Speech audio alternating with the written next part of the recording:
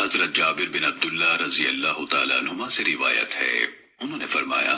اللہ کے رسول صلی اللہ علیہ وسلم جب خطبہ ارشاد فرماتے تو آپ کی آنکھیں سرخ ہو جاتی، آواز بلند ہو جاتی اور غصہ تیز ہو جاتا، یوں محسوس ہوتا گویا آپ دشمن کے لشکر سے خوف دلاتے ہوئے کہہ رہے ہیں وہ صبح یا شام کو حملہ آور ہونے والا ہے، اور آپ اپنی شہادت کی انگلی اور درمیانی انگلی کو ملا کر فرماتے مجھے اور قیامت کو اس طرح بھیجا گیا ہے جس طرح دو انگلیاں یعنی ایک دوسرے سے بہت قریب ہیں۔ علاوہ ازیں فرماتے اما بعد